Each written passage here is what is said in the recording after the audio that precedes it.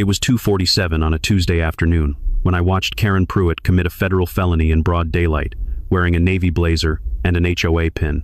She was at my mailbox. The flap was open. My mail was in her left hand. She looked up, saw me on the porch, and did not flinch. She tucked a manila folder higher under her arm, black marker on the front, 2 words in her own handwriting, HOA, inspection, and said, calm and clipped, the way she had said it to half the widows on this street. HOA business. Your mailbox is community property until I clear it. She pointed at my front door, where her fresh orange notice was still taped to the wood. $250 a day in fines for obstructing mailbox compliance review. Her signature at the bottom. I took one slow sip of coffee because I wanted to remember her sentence word for word. She had no idea if she had just said it to the one man on this street who used to put people exactly like her in federal prison. That was the 3rd Tuesday in a row. Karen Pruitt was 61 years old, president of the Maple Ridge Estates Homeowners Association for 11 years running. Her husband was rarely home. Her children were grown. The HOA was, by any honest reading, the only thing she still ran. And so she ran it the way other people run small countries. She flipped through my envelopes like a TSA agent working a suspicious carry-on. She held one up to the sunlight to read through the paper. She slid 3 pieces into the manila folder under her arm and turned back toward me with a faint, satisfied tightness around the mouth. I did not raise my voice. I have never been the kind of man who raises his voice when something already belongs to me. Ma'am, I said, may I ask which envelope you took from this box last week? She smiled. It was the kind of smile a person gives a cashier when they're about to say something cruel. I don't track every piece of correspondence I review. I review on behalf of the community. She lifted her chin. You moved here 8 months ago. I run this neighborhood. There is no such thing as a mailbox compliance review. Karen had invented it. She had typed it onto HOA letterhead she had designed herself and printed it at the clubhouse on a community printer the rest of the homeowners had paid for. There is, however, such a thing as Title 18, United States Code, Section 1708, theft of mail, up to 5 years. Federal. I had spent 28 years of my life enforcing that one. I had trained federal agents to recognize the exact body language she was using on my porch, the clipboard, the casual confidence, the absolute certainty that no one in a quiet suburb would ever check the actual statute. Karen pointed again at the orange notice on my door. That fine is active. You're at $250 a day until I clear your inspection. I let the sentence sit. Behind her, just over her left shoulder, my Ring camera blinked above the doorframe. She had never once looked up at it. Not today. Not last Tuesday. Not the Tuesday before. For 6 weeks, that camera had been streaming, in the background, to a federal inbox. She didn't know that yet. I'll take that under advisement, I said.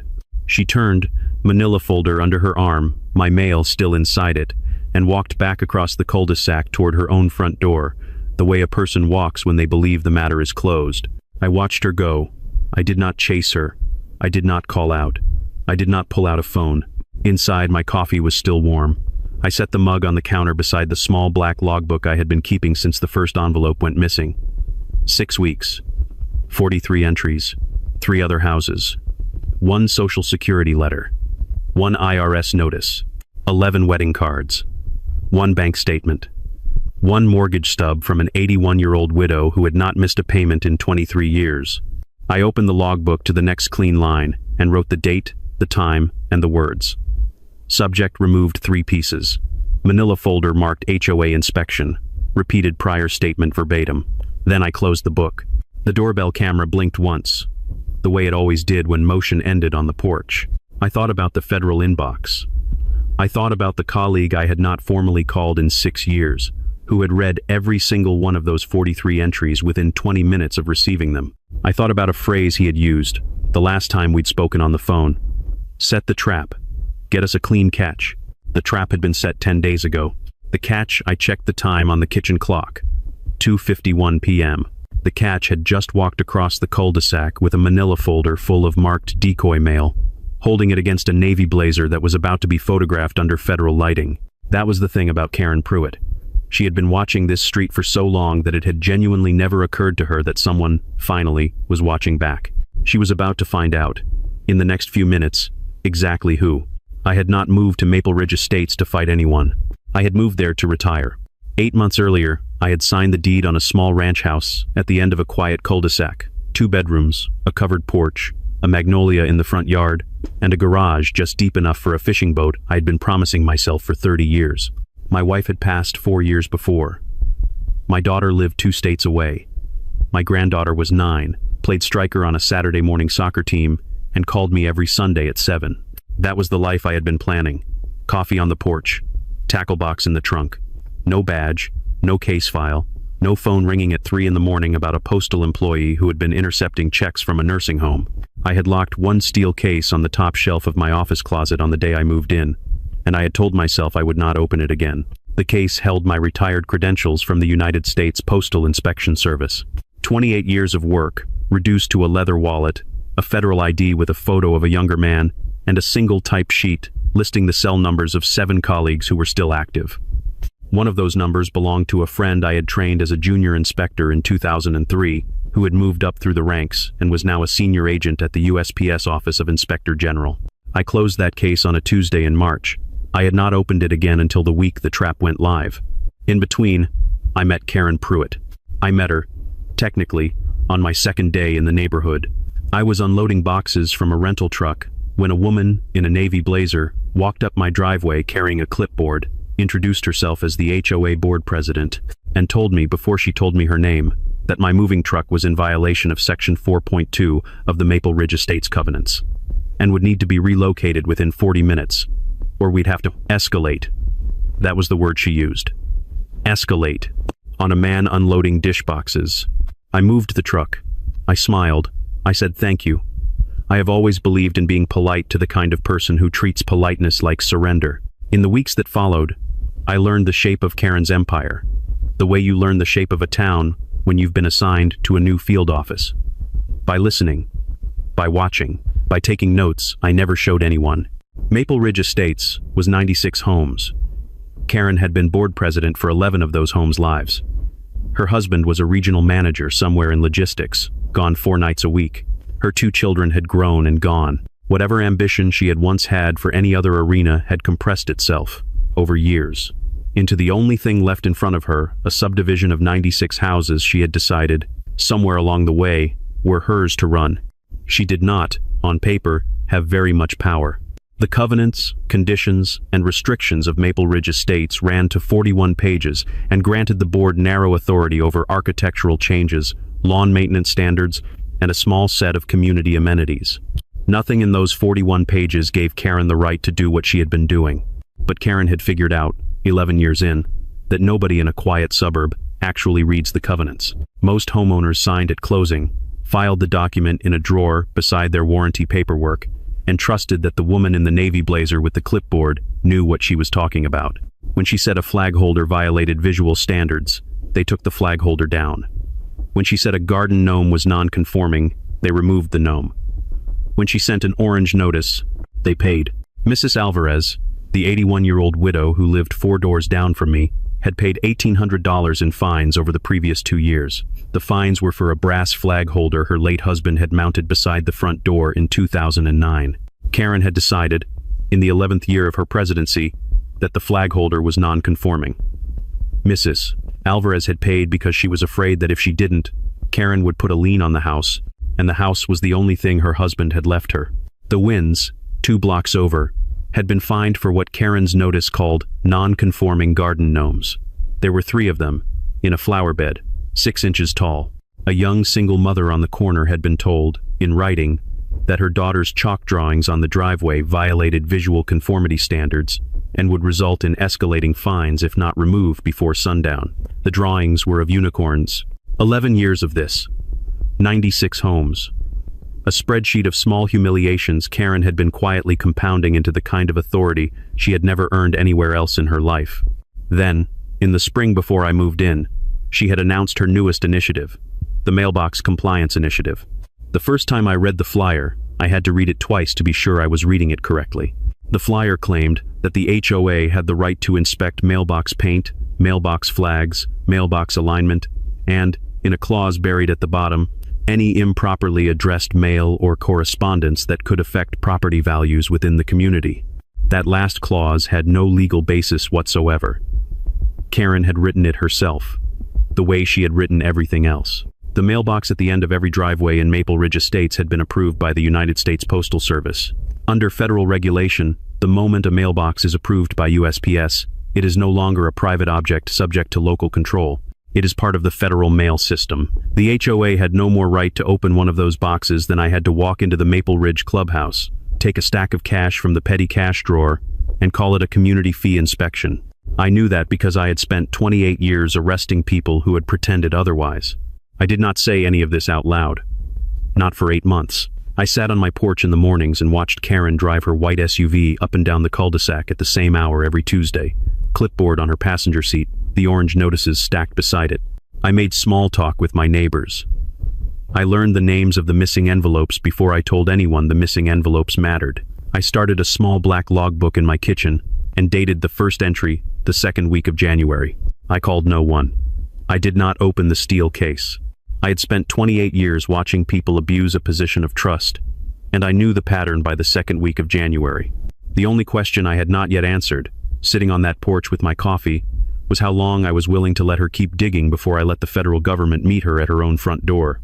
6 weeks before the Tuesday, Karen walked across the cul-de-sac with marked decoy mail in a manila folder. Mrs. Alvarez knocked on my front door at 9:20 in the morning, and she was crying. She was holding a torn-open envelope in both hands. "Mr. Calloway," she said. She always called me Mr. Calloway. 81 years old, 4'11", a navy cardigan she had owned since the Carter administration. "I'm losing my mind. I think I'm losing my mind." I asked her to come inside. I made her tea. She put the envelope down between us with shaking hands. It was an adjustment letter from the Social Security Administration, 3 weeks late, half shoved into the wrong mailbox. The seal across the back had been cut clean single blade, the kind of cut a person makes when they want to be able to reseal the envelope. I had seen that cut about 400 times across 28 years. Mrs. Alvarez did not need to know that. "I waited 3 weeks," she said. "I thought maybe my mind was going." I poured her another cup. I told her, gently, that her mind was fine. That night, after she left, I went out to my own mailbox. My monthly bank statement, the one that had arrived on the same Friday for 11 months, was missing. Second month in a row. I went inside and pulled 6 weeks of Ring footage. It took 40 minutes to find what I was looking for, because Karen Pruitt was thorough about timing. She came on Tuesdays. She came at 2:47, give or take 3 minutes, when the cul-de-sac was at work or asleep. She held her clipboard at chest height to block her face from any neighbor who happened to glance out a window. She did not look up at the small camera mounted at her own height above my front door, because it had genuinely never occurred to her that a man 8 months into retirement might have one. I watched her open my mailbox on the third Tuesday in February. I watched her take an envelope. I watched her walk away with it under the clipboard. I made a decision that night, slowly.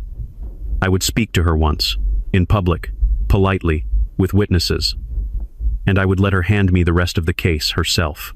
The community pool opened the following Saturday. Karen would be there. Karen was always there.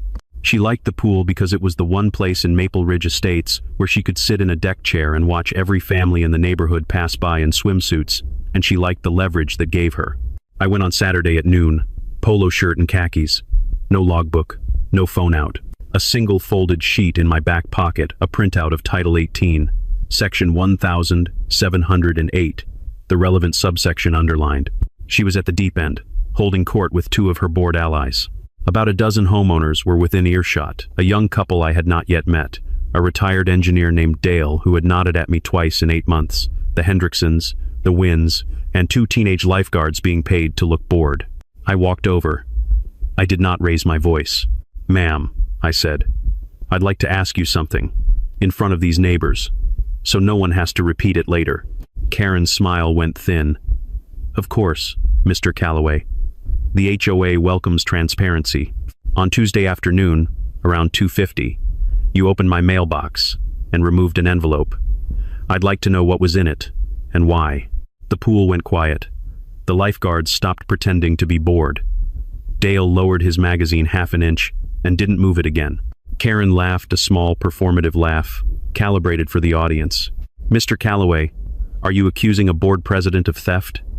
You moved here 8 months ago. I run this neighborhood.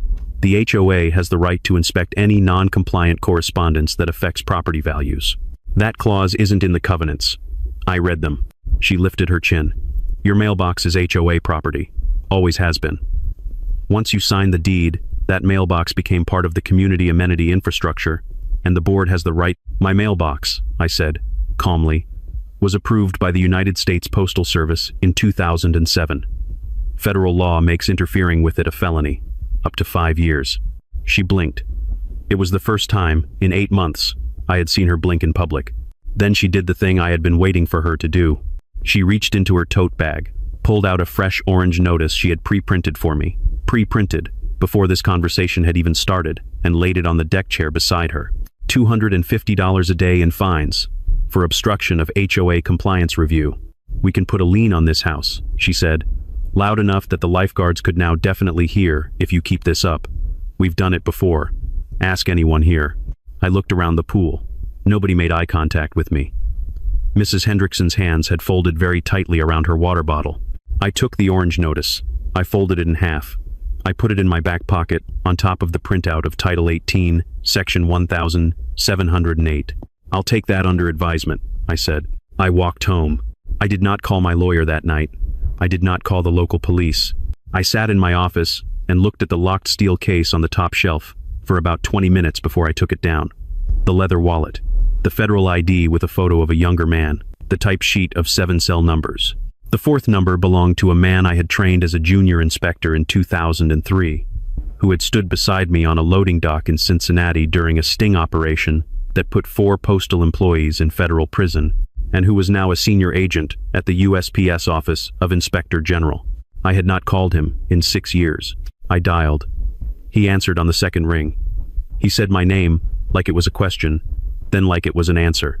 I need a favor, I said. Off the record, for now. I think a HOA board president in my neighborhood is intercepting federal mail. I have 6 weeks of camera footage and a logbook. There's an 81-year-old victim with a missing Social Security letter. I think it's bigger than me. He was quiet for about 4 seconds. Send me the footage. Send me the logbook. I'll open a file tonight. I sent both before I went to bed. She thought she had just put a new resident in his place at the pool. She had actually just opened her own federal case file. The Monday after the pool, I started knocking on doors. I did it slowly.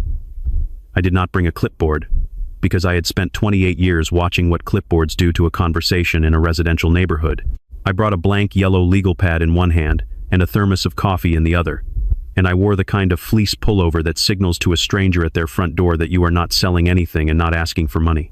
I started at Mrs. Alvarez's, because she already trusted me, and I asked her one question. In the last 6 months, have you been missing mail? She nodded before I finished the sentence. She sat at my kitchen table with my yellow pad for 40 minutes and produced a list.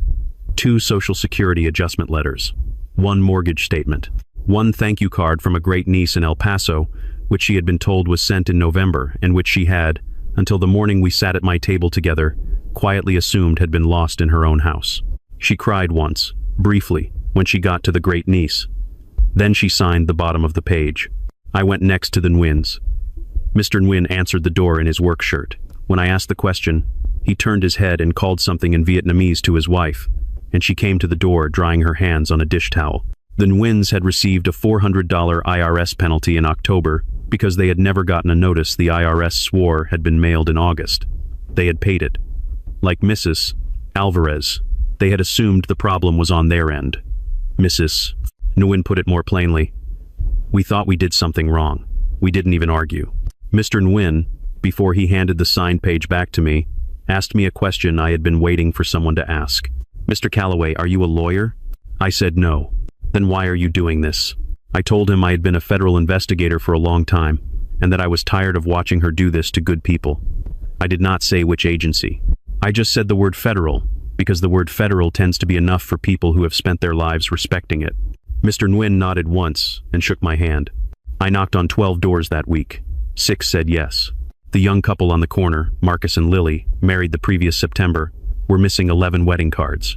Lily showed me a notebook in which she had written down every gift the cards were supposed to contain, because she had been embarrassed to ask her relatives twice. $200 from an uncle in Tampa, $150 from a great aunt in Phoenix. A check from her grandmother, amount unknown, because her grandmother had refused to tell her how much, the way grandmothers sometimes do. The Hendricksons were missing 2 property tax notices. Dale, the retired engineer, was missing a quarterly dividend statement and 3 letters from his daughter at university. 2 more houses on the next block had stories nearly identical to Mrs. Alvarez's letters that had arrived weeks late, half shoved into the wrong box, with seals cut clean. By Friday, I had 6 notarized statements, 12 pages of incident dates, and a quiet, controlled fury I had not felt about any case in 15 years. I went home and pulled ring footage from 4 of the houses. 2 had been recording for over a year. I watched Karen Pruitt stand at the Hendricksons' mailbox for 40 seconds, with the flap open. I watched her photograph the front of an envelope at Dale's house and slide it into her tote. I sat at my kitchen table with the footage on one screen and the 6 statements on the other, and I built a case file. Cover memo. Factual narrative. Exhibits A through K. The way I had been trained. I emailed the packet to the senior agent at OIG at 6 minutes past midnight on Saturday. He called me back at 9:12. "This is clean," he said. "Cleaner than half of what comes across my desk from active inspectors. I'm assigning a case number this morning." He gave me the number over the phone. I wrote it down on the inside cover of my logbook, beneath the date of Mrs. Alvarez's first visit. "I'm going to need one more thing from you," he said. "Set a trap. Something marked. Something we can prove she touched. The footage is good, but I want her with the envelope in her hand and the dye on her skin when we knock." I told him I'd been thinking the same thing. That night, I went through the 6 folders one more time, and I noticed something I had been close to noticing for a week and had not yet let myself say out loud. It wasn't random. Mrs. Alvarez's missing mail wasn't a random selection. It was specifically the letters from the Social Security Administration and her mortgage company. The Nguyen's missing letter was specifically the one from the IRS. Dale's was the dividend statement. The Hendricksons were the property tax notices. Karen wasn't being nosy. Karen was filtering. She was keeping the envelopes that contained, or were likely to contain, financial information about the older homeowners on her street. Account numbers. Payment confirmations. Identifying information that, in the wrong hands, could do real damage. I sat with that thought for a long time. Long enough for my coffee to go cold. Until I cross-checked the dates, I had thought she was just nosy. I had been ready, the morning I started knocking, to walk her into a federal courtroom for petty mail interference and let the sentencing guidelines do the rest. But sitting at my kitchen table at 1 in the morning, looking at 6 folders organized in chronological order across the surface, I could see the pattern in her pocket. She wasn't just stealing mail. She was building a list. 2 weeks before the Tuesday Karen walked across the cul-de-sac with marked decoy mail in a manila folder, Mrs. Alvarez nearly had a heart attack on her own front porch. It was a Thursday. I was on my own porch with a cup of coffee when I heard the screen door across the cul-de-sac slam open. Mrs. Alvarez came down her front steps faster than an 81-year-old woman in a cardigan and house slippers should ever come down front steps. She was holding a single sheet of paper out in front of her, like it was on fire. I set the coffee down and went to meet her halfway across the lawn. She could not get the words out at first. She handed me the page. It was a foreclosure warning notice from her mortgage company, dated 4 days earlier, stating that her account was 61 days past due, that a notice of default had been recorded with the county, and that if the full amount and penalties were not received within 30 days, formal foreclosure proceedings would begin. Mrs. Alvarez had not missed a mortgage payment in 23 years. I walked her back to her kitchen. I sat her down. I poured her a glass of water, because her hand was not steady. I asked her, gently, to walk me through the last 3 months. She had written her February check on the 2nd of February, the way she always did. She had put it in her outgoing mail tray on the side of her mailbox, with the flag up, the way she always did. The check had been picked up. It had never reached the mortgage company. The mortgage statement that should have arrived in March, with the late notice, had also never reached her, which is why she had not known anything was wrong until the foreclosure warning came in April. 3 pieces of mail. All 3 intercepted. All 3 on the precise pattern I had identified the week before. I walked back to my house. I pulled 3 weeks of ring footage. On the morning of February 2nd, at 9:14 a.m., Karen Pruitt had walked up Mrs. Alvarez's driveway, taken the outgoing envelope from the side of the mailbox, and dropped it into her tote. She had done it with the same casual confidence she did everything, clipboard at chest height, no glance toward any window. I sat in my kitchen for a long time after that. I did not call anyone yet. I needed to think. Mrs. Alvarez's granddaughter called her that evening. I was still at the kitchen table when Mrs. Alvarez called me back over.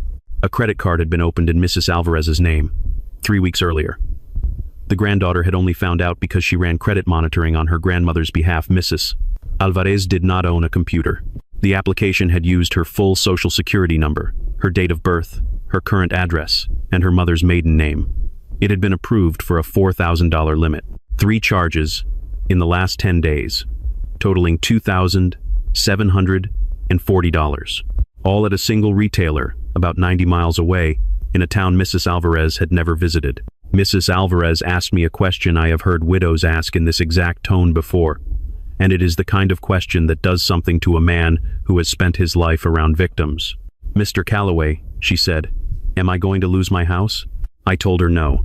I told her, calmly, that we were going to fix this, and that I needed her to do exactly 2 things: sign 3 pieces of paper I would bring her in the morning, and not, under any circumstances, speak to Karen Pruitt for the next 3 weeks. She nodded. She did not cry until I was almost out the door, and then she cried briefly and quietly, in the way I have heard people of her generation cry when they have spent 81 years being strong and have run out for the moment.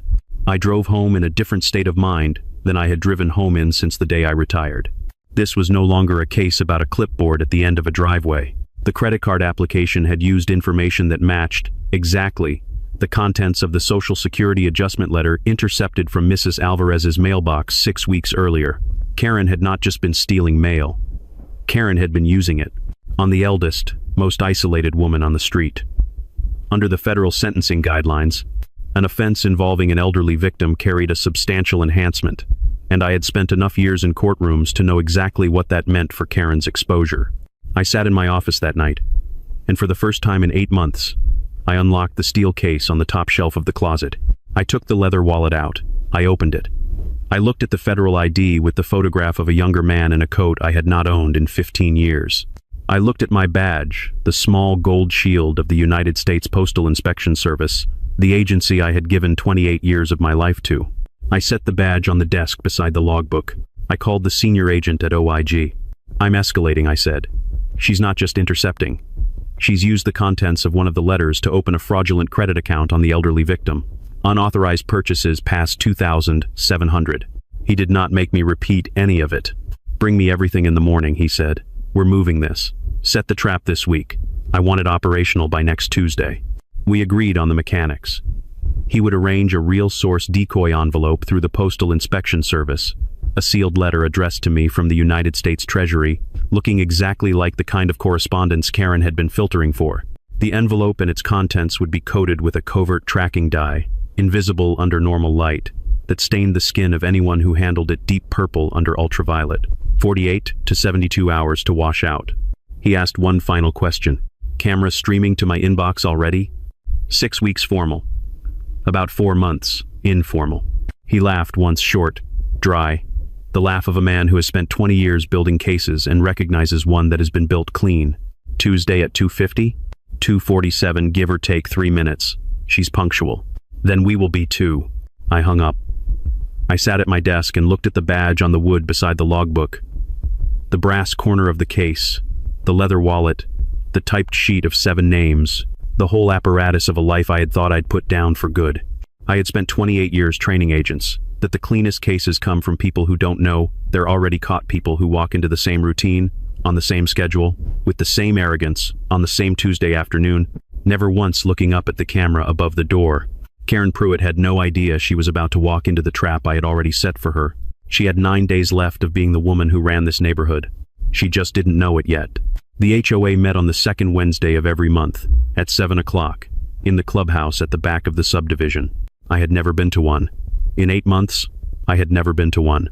I had read the minutes that Karen herself emailed out the morning after each meeting, sanitized, tightened, with whole arguments edited down to discussion was had, and I had decided early on that I had nothing to gain from sitting in a room watching Karen Pruitt run a meeting. She ran the way some men run a small business they inherited, from a relative who never came back to check. 6 days before the trap was set to spring, I went to my first one. I sat in the back row with my logbook closed on my lap. About 40 homeowners had come. Karen had taken her usual seat at the front, behind a folding table, with a microphone stand she did not really need for a room that size. A small red light was blinking on a tripod at the back of the room, the HOA's archived video feed, which had been streaming meetings to the community portal for 11 years, on Karen's own initiative, because Karen had always wanted her speeches preserved. I wrote the time and the camera position on the inside cover of my logbook before I sat down.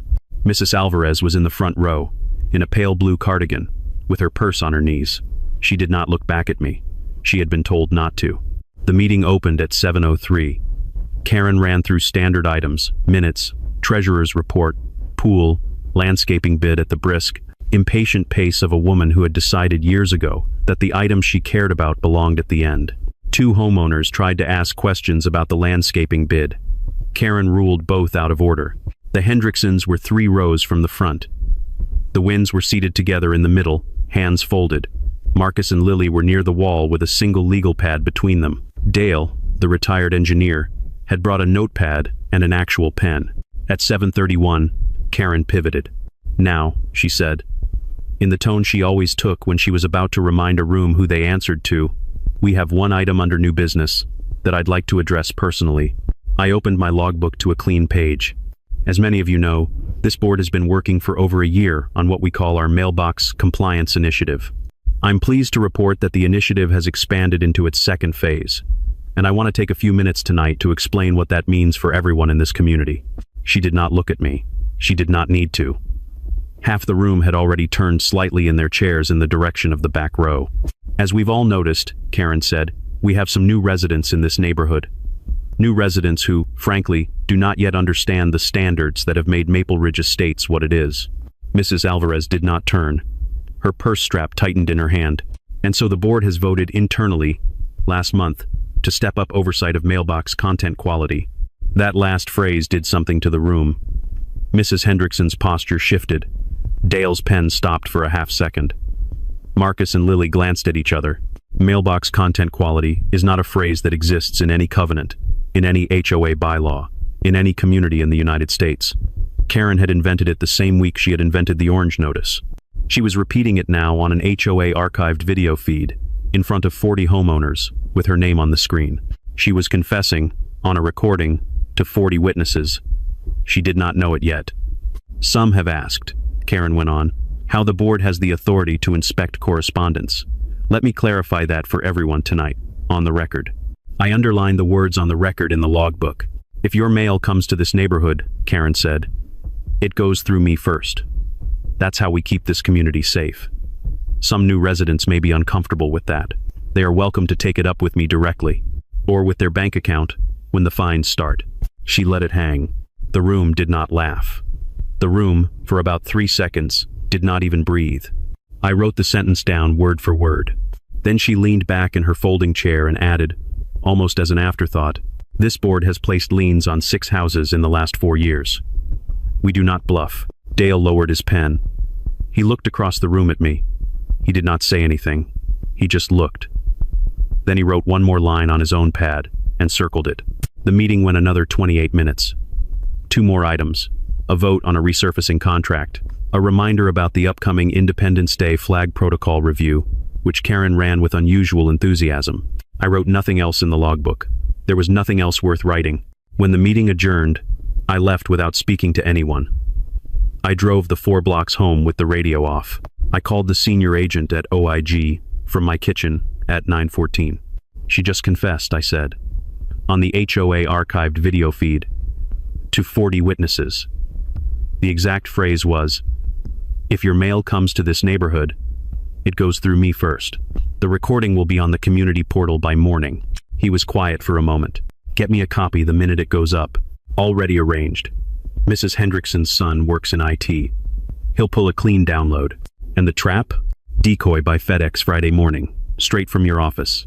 I'll plant it Friday night, so the dye is fresh by Tuesday. You'll be visible from the kitchen window? I'll be visible from the porch. Then we'll be at her door 3 minutes after she walks back across the cul-de-sac." I hung up. I drove to the hardware store the next morning and bought a UV flashlight. The clerk asked me if I needed it for anything in particular. I told him I was looking for something in the yard. He nodded and rang me up. I tucked the flashlight into the inside pocket of my coat that hung by the front door. It would stay there for 5 days, unused, until exactly the moment I needed it. That night I sat at my kitchen table and looked at the calendar on the wall. Friday, decoy in the box. Saturday and Sunday, wait. Monday, wait. Tuesday at 2:47, Karen. She had announced her authority to 40 witnesses. She had genuinely thought, walking out of that clubhouse at 7:59 with her allies smiling at her, that she had reminded the neighborhood who ran it. She had actually just confessed on camera, on a recorded HOA live stream. The HOA itself had been archiving for 11 years, to interfering with the United States mail. I closed the logbook. 5 days. It was 2:47 on a Tuesday afternoon when Karen Pruitt walked across my front lawn for the last time as a free woman. She did not know it. I was at the kitchen window with a coffee in my hand. The decoy envelope was in my mailbox. The dye was fresh. The Ring camera was streaming, as it had been for 43 days, to a federal inbox 3 states away. The UV flashlight was in the inside pocket of the coat by my front door. She came up my driveway at exactly 2:47, clipboard at chest height, navy blazer, that same too loud HOA pin. She opened my mailbox flap. Her hand came out holding the envelope. It was a U.S. Treasury envelope, sealed, addressed to me, looking exactly like the kind of correspondence she had been filtering for. She held it up to the sunlight the way she had held my bank statement up to the sunlight 3 Tuesdays in a row. She tucked it under the clipboard. She slid it into the manila folder marked HOA inspection under her arm. I set the coffee down. I picked up the coat. I stepped onto the porch. She looked up. She was not surprised to see me. She had decided, somewhere in the small architecture of her certainty, that the man who lived in this house was a man who did not act. HOA business, she said, without breaking stride. Your mailbox is community property until I clear it. I did not answer her. I reached into the inside pocket of the coat and took out the leather wallet that had not been seen in this neighborhood in 8 months. I opened it. I held it up. The federal ID with the photograph of a younger man. The small gold shield of the United States Postal Inspection Service. Karen stopped walking. For maybe 2 seconds, the muscles around her mouth did not know what to do with themselves. 28 years, I said, in the same voice I had used at the pool. I put people away under Title 18, Section 1708, for less than what you've been doing on this street. You should walk home now, ma'am. Don't run. She did not say anything. Her hand was still on the manila folder. I looked up at the camera above my front door. That's been streaming live to a federal inbox for the last 6 weeks. They already know. They have everything. They have the footage. They have the logbook. They have your meeting from last week. She opened her mouth. The thing that came out of it was the line I had been waiting to hear her repeat one more time. Your mailbox is community property. Karen, I said, quietly. Walk home. She walked. She did not run. She held the manila folder against her chest like a child holds a stuffed animal in a hospital waiting room. She crossed the cul-de-sac and put her hand on her own front doorknob. I checked the kitchen clock through the window behind me. Arden Wushifen. I stood on my porch and waited. The first SUV came around the corner at 2:53. A dark, unmarked Ford with federal plates. The second one came 30 seconds behind it. They parked, one in front of Karen's house and one across the street. 3 men and 1 woman in dark windbreakers got out, and the windbreakers had 4-inch yellow letters across the back. Postal Inspection, Service Federal Agent.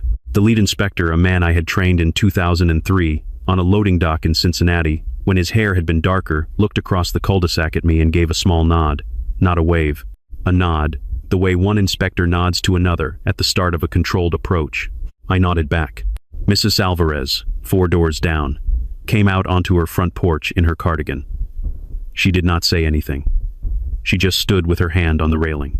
The Hendricksons came out next. Then the Winns. Marcus and Lily appeared on their corner.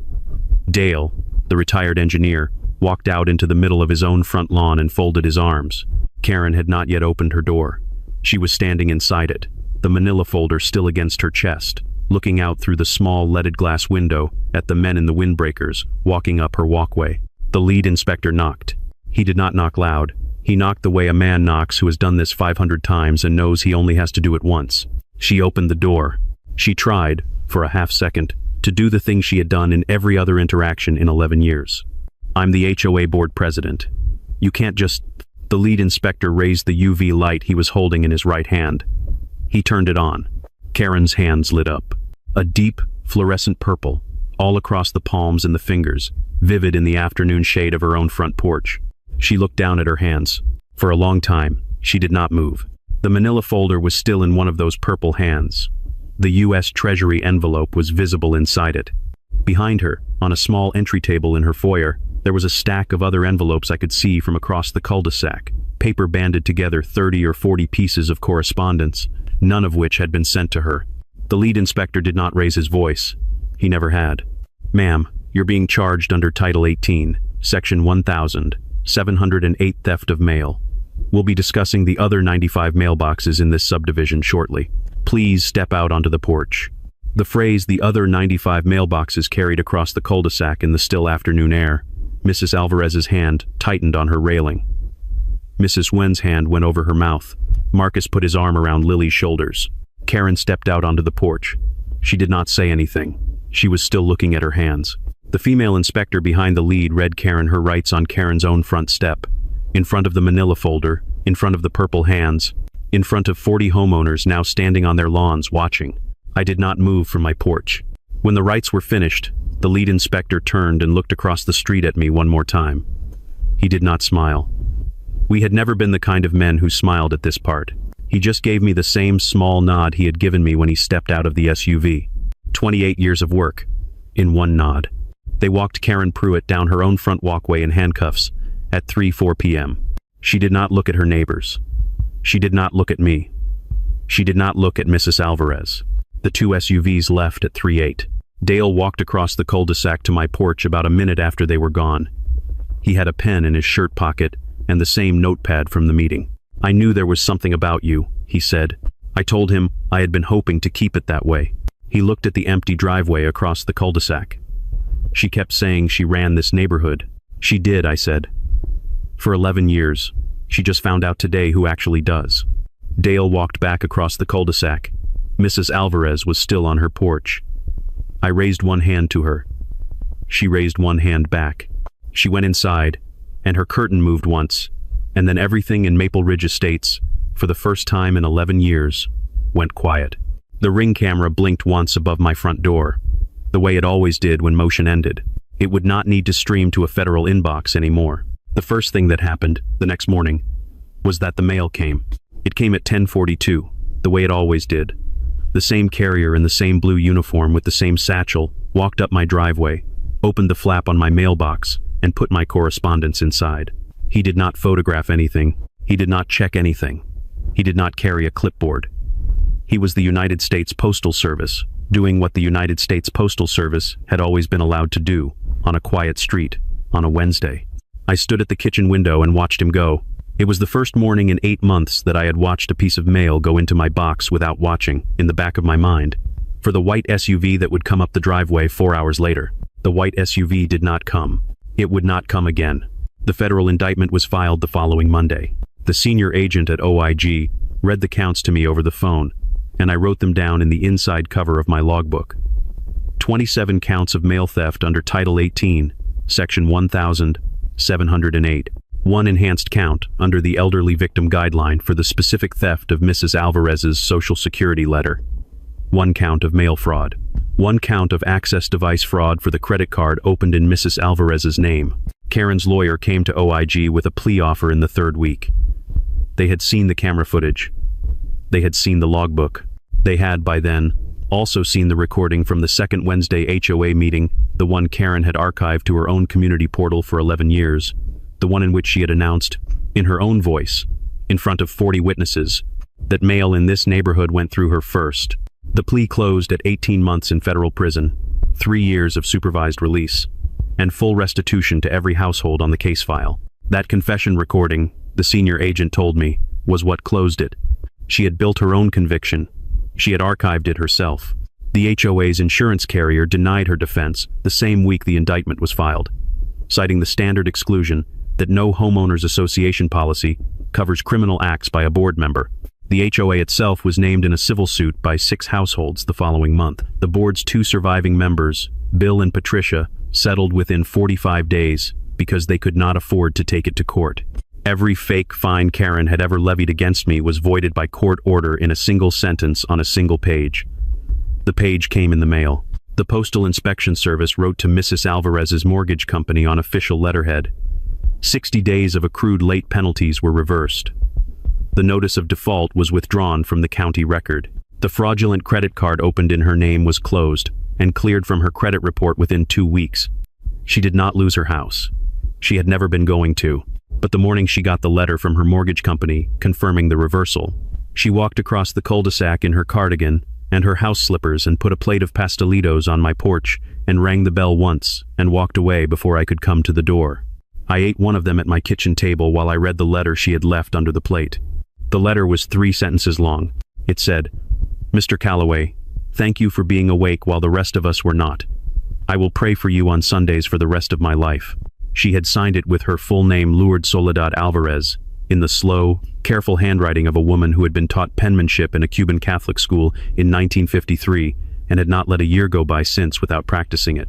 I folded the letter twice and put it in the front of my logbook, in front of the case number, in front of all the rest of it. The emergency HOA meeting was held in the same clubhouse, 3 weeks after the arrest. I sat in the back row again. Almost every house in the subdivision sent a representative. The clubhouse was full, with people standing along the back wall. Mrs. Alvarez sat in the front row in the same pale blue cardigan, and this time she turned around once, before the meeting started, and she nodded at me. The vote to remove Karen's 2 surviving allies from the board was 38-2. The 2 were Bill and Patricia, voting for themselves. A new board was elected the same evening. The first item the new board passed, by unanimous voice vote, was the dissolution of the Mailbox Compliance Initiative. The motion was written on a single sheet of paper. It read, in full, "The Mailbox Compliance Initiative, all its provisions, and all its associated forms, are hereby and permanently dissolved. The HOA has no authority over United States mail." A second item, proposed quietly from the back of the room by Dale, nominated Mrs. Alvarez to a small new role on the Community Affairs Committee, 2 meetings a quarter, a small honorarium, helping older homeowners on the street understand their rights when receiving HOA correspondence. She agreed, in a steady voice, on the condition that she would not be required to use a computer. The motion passed unanimously. The manila folder marked HOA inspection was at that moment sitting in a federal evidence locker 3 states away, where it would remain until Karen's sentencing hearing the following spring. The neighborhood changed in small ways. The Hendricksons put a flag holder back up on their porch. The Nguyen's put their 3 garden gnomes back in the flower bed. Marcus and Lily received the 11 missing wedding cards in a single padded envelope from the Postal Inspection Service, recovered intact from a sealed box in Karen's garage. The check from Lily's grandmother, when they finally opened it, was for $2,000. Lily called her grandmother that evening from their porch, and I could hear her crying, gently, from across the cul-de-sac. The orange notice on my front door, the last one Karen ever taped to it, was taken down by the new board president on a Saturday morning, with my permission, and entered into the HOA archive as the final document of Karen's 11-year tenure. I did not keep a copy. I closed the steel case on my office shelf about a month after the arrest. I put the leather wallet back inside it, the federal ID, the small gold shield of the United States Postal Inspection Service, the typed sheet of 7 cell numbers. I locked it. I left the logbook out, on the desk, because Mrs. Alvarez's letter was now folded into the front of it. And I had decided I was the kind of man who kept letters like that where I could see them. My granddaughter visited on a Sunday in June.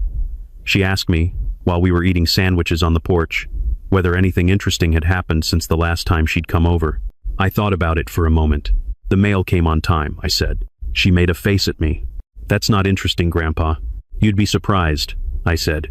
She rolled her eyes and ate her sandwich. That evening, after she had gone home with her mother, I sat on the porch alone and drank a cup of coffee and watched the sun go down behind the magnolia in the front yard.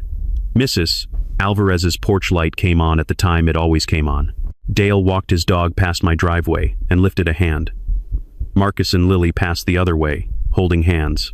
The Ring camera above my front door blinked once, the way it always did when motion ended on the porch.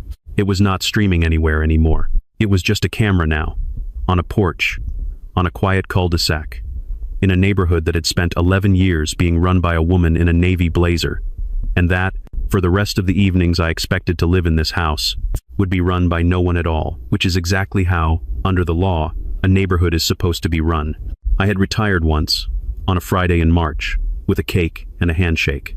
I retired a second time on a Tuesday afternoon in April, on a porch, with an empty coffee cup in my hand, while two unmarked Fords drove a woman in handcuffs out of my cul-de-sac for the last time. The second retirement, I told myself as I went inside and closed the door, had been the one I had been waiting for.